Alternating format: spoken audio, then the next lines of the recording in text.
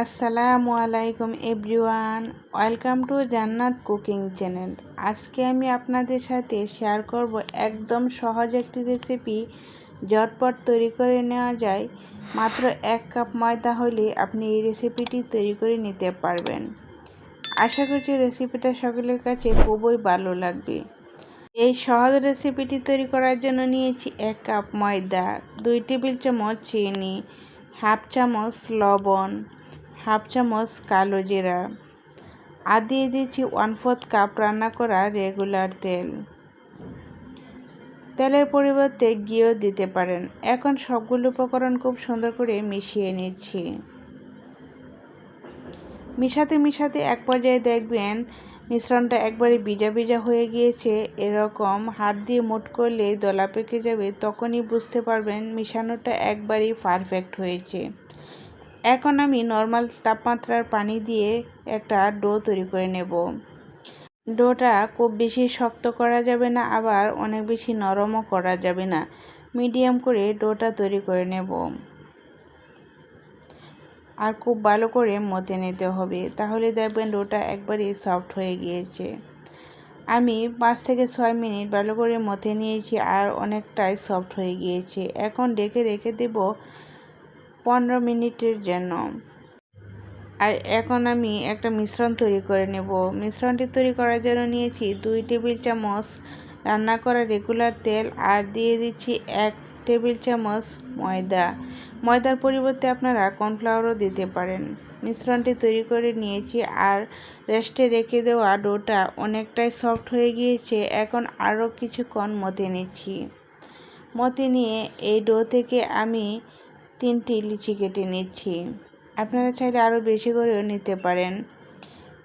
এখন আমি লিচি থেকে একটি লিচি নিয়ে রুটি তৈরি করে নিচ্ছি। হাতে চেপে চেপে এখানে অল্প একটু ময়দা দিয়ে পাতলা একটা রুটি তৈরি করে নেব।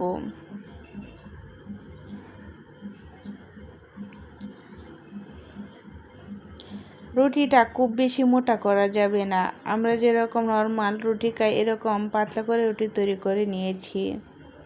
আরও একটা রুটি তৈরি করে নিচ্ছি। অল্প একটু ময়দা ছিটিয়ে বেলুনির সাহায্যে রুটিটা বেলে নেব।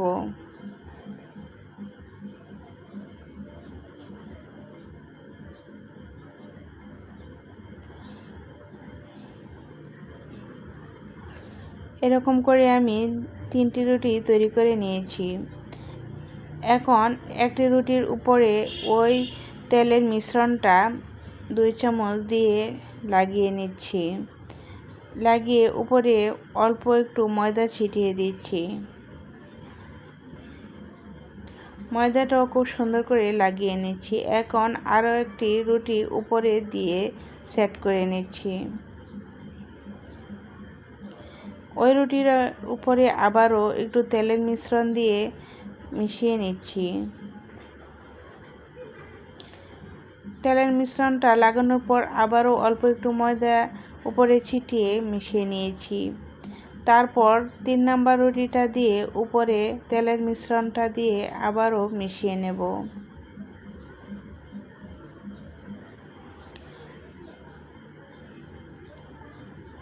এখন রুটিটা উল্টিয়ে আমি চেপে চেপে একটু সেট করে নিয়েছি।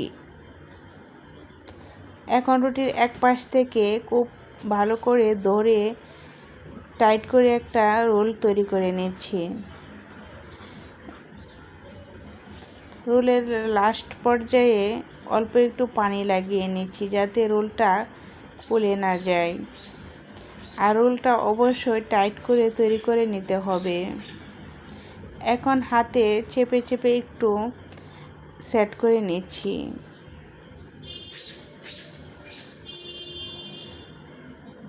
আমি 2 হাতে এরকম চেপে চেপে সেট করে একটু বড় করে নিয়েছি। এখন একটা নাইফের সাহায্যে আমি রোলের এক পাশ থেকে কেটে নিচ্ছি।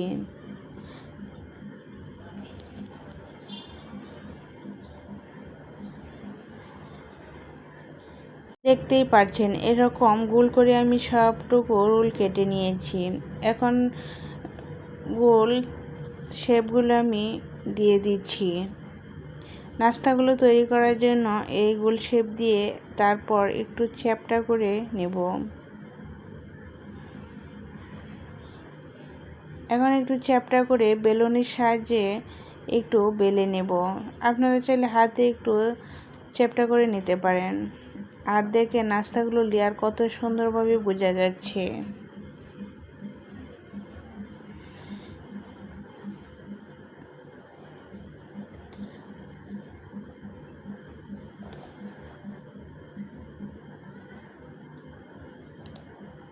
একইভাবে আমি সবগুলো বেলে নেব। একটু পাতলা করে বেলে নিতে হবে, খুব বেশি মোটা করে বেলে নিলে দেখবেন ভাজার সময় ভিতরে কাঁচা থেকে যাবে আর ভালো করে মুচমুচে হবে না। এই নাস্তাগুলো ভেজে নেওয়ার জন্য চুলায় একটি প্যান বসিয়ে দিয়েছি আর পর্যাপ্ত পরিমাণ তেল দিয়ে তেলটা একটু ভালো করে গরম করে নিয়েছি। এখন চুলার আঁচটা মিডিয়াম টু লোতে রেখে দিয়েছি। এক এক করে তেলের মধ্যে নাস্তাগুলো দিয়ে দিচ্ছি।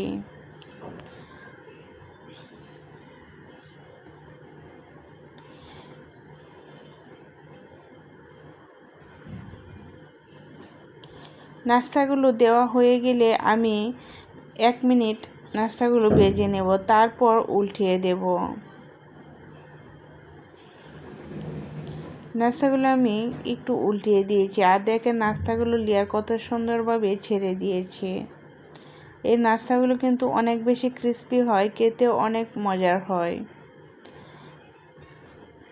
কিছুক্ষণ পর পর নাড়াচাড়া করে নাস্তাগুলো ভেজে নেব।